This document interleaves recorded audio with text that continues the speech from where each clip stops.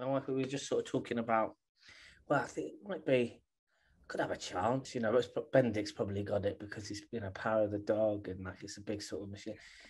And my wife Lex was like, never underestimate the power of the underdog, because she was Yeah. taking, hello. Hello. Hi, how are you? Hey, how are you? Well, thanks. How you doing?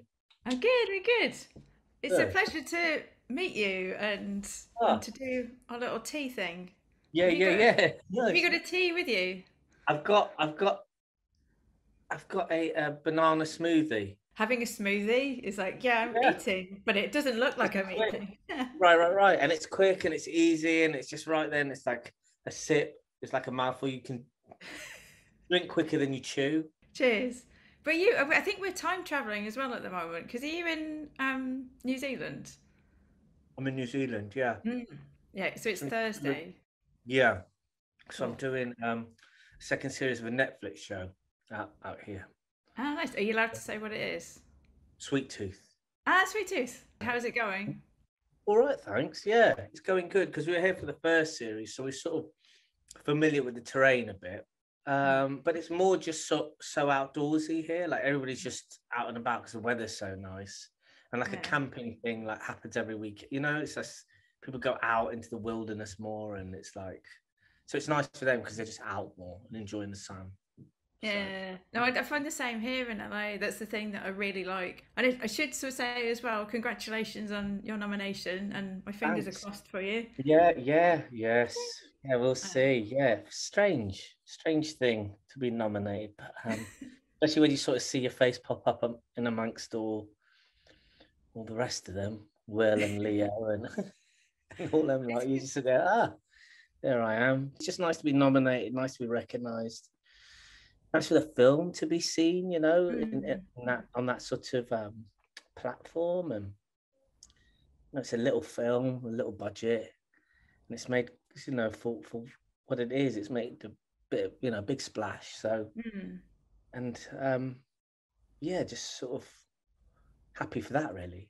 It's good. I love the film, and I should say as well. I don't know if I know Tracy and Amina, Oh, you do? and Yeah, yeah. So I yeah, messaged them and I said, "Oh, I'm going to be interviewing yeah, Adele," and I said kind of weirdly, and yeah, yeah. but I really love the film, and I really love there's and I really love your performance in it as well. And I'm a big fan of yours as well because I Oh, really that's love. so thank you. I've sort of been Yeah. following you since like Utopia. Really, I Oh, think yeah, yeah, yeah, yeah. I think I saw you in that and I was like, wow, yeah, he's great. And then when I saw you in Ali and Ava, and then I was like, this is great, like doing a romantic lead and a Yeah, complicated character, and they're both really complex characters, and that's what I really love about it. That it's because I'm a big music fan, and especially like the music that's used in the film, and the bit where you're dancing on the car yeah. is like one of my favorite bits because it's become like a little bit of a trope of which I love anyway, of like female characters dancing in films to show like they're expressing Oh, yeah, like I their suppose it freedom. has. And Yes, you're I think right. it's Yeah, yeah, yeah. the first time I've seen like a man doing that, Yeah. and Oh, I that's really nice. love that. Actually, see it a bit entertained, but this is very different, and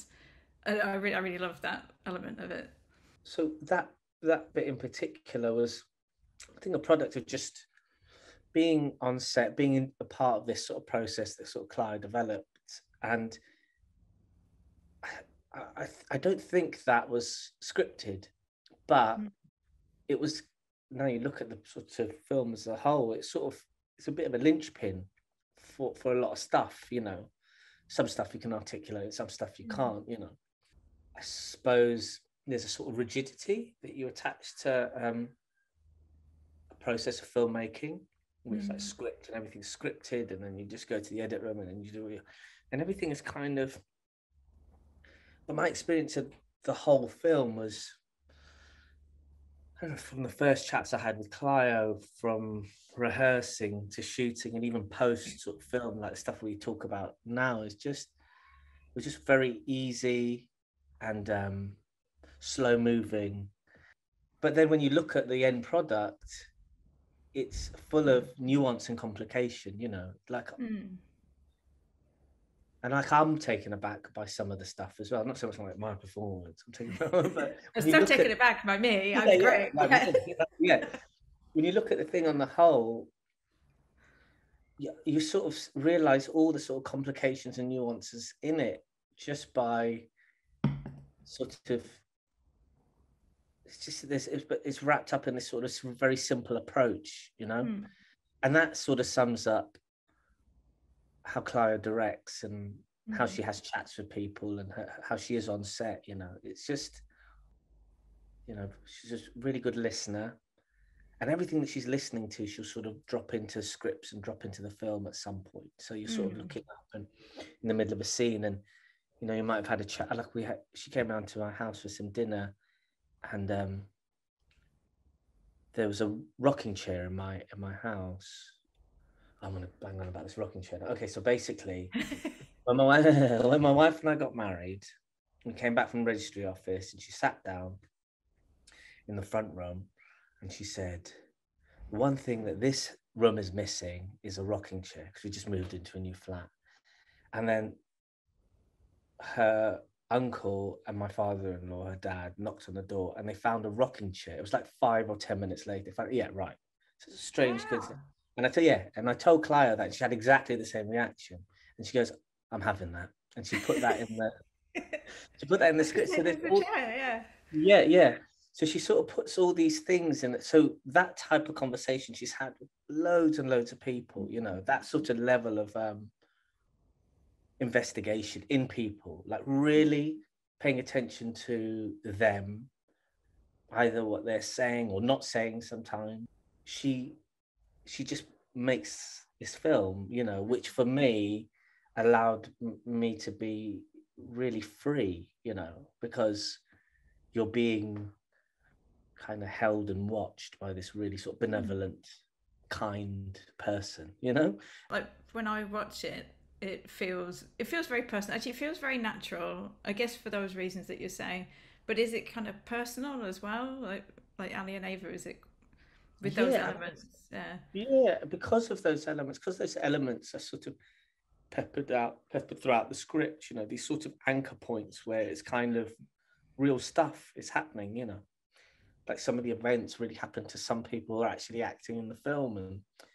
And like I said, like I had the rocking chair moment, you know, with Clio, and I think that gives it a level of reality to it. That gives it a sense of, yeah, you are, obviously you're acting because you're in front of a camera, but there's a sort of you fall into a scene as opposed to turning something on, if that makes sense. So for example, we're on set, you know, and there could be, you know, somebody who might have a scene throughout the whole film, you know, and that person might have an idea, and she listens so intently to that person that you sort of feel like the whole thing, if that person comes out with the right idea, this whole thing could sort of move in another in another direction. There's something about the peripheral nature of that, which I'm trying to put my finger on, that is just so freeing, you know, because it's like you're suddenly reminded of that thing that you always knew, like a good idea can come from anywhere and from anyone or whatever. And it's like, Yeah. I you think know, that's the and fun part of like filmmaking as well, is everything is a collaborative process, and there's every part of it like people feed into, and I mean that's the fun bit about it. Like my favorite bit yeah, about making films. yeah, A little bud told me about your ukulele playing, yeah, and yeah. is it something that you had before you got to the character, or like what came first? So Clive says, "Do you play the ukulele?" I'm thinking about putting a song in from Bob Dylan, this song, whatever. And I go, "Yeah, I know a couple of chords." And then, so a little bit like jumping off the car, and a little bit like I'm going to workshop this character when really there's, I sang the song to her, and I sort of sent it over to her, and then, you know, that sort of resonated with her on some sort of level, and then she used it, you know. So there's all these moments where there's sort of invitations to sort of, and in each of those invitations, your heart's rattling a little bit because you're like, I don't know if I've got what it takes to do this, but there was something about being directed by her and sort of knowing the type of work that she wants to make. She wants that stuff, she wants the stuff that you're a little bit terrified of doing. That I think that's what's exciting, and like whatever job you're doing is like, does it scare me? Is it exciting? Yeah. And just like, yeah, just like do it, like take advantage of that. Sure. And yeah, I think that's how we all learn, isn't it? Yeah. So you're quite musical anyway. Like you said that you knew a few chords on the ukulele. Like, Yeah, I mean, I know a couple of chords. Yeah. Yeah, that's good. I was just interested because I used to play quite a few instruments, and then I've just got into playing the guitar. Nice. I got given one for Christmas, and I was like, yeah, I'm just trying to sort of, I don't know, I really miss like playing music and just that physicality. And I kind of really ache for playing music when I hear something good. I used to play the piano and violin, and whenever I hear like a particularly beautiful piece of music, I wish I could play that now. And then I don't. The guitar is somehow like a bit easier to grab, although there seems to be pianos everywhere, like just randomly. Yeah, right, all over the place. Yeah. So I was like, oh, maybe I could go back to. There's something about the sort of unfinished quality of something that makes it very pure or something. The idea of like you picking up a guitar, having this sort of musical background, and just learning this instrument. There's something just sort of very sort of bypasses all the critical thought a little bit.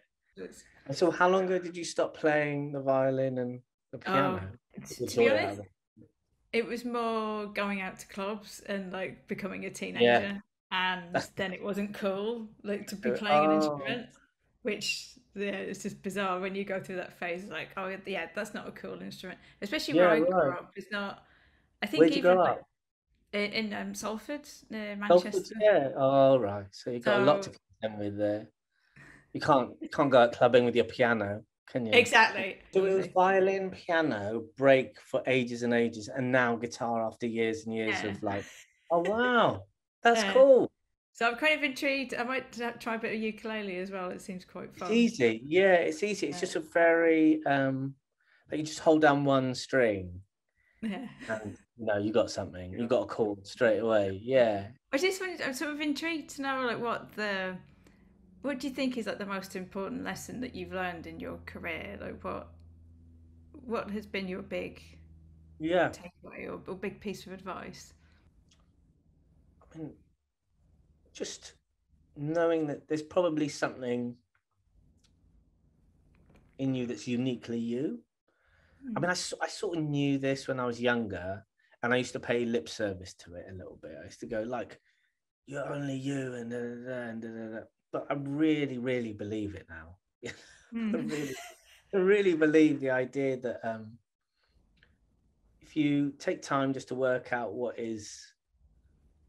you can contribute to something more than anyone else could possibly, doesn't make you better or worse than anyone else. It just makes that thing unique to you. And it's terrifying to do sometimes, but if you lean into that, then it eventually does sort of pay back a little bit, I'll keep my fingers crossed for you. I think the underdog will win. Believe in the power of the underdog. All right, well, take care, and I hope to see you soon. Yeah, see you later. Bye. Nice chatting to you.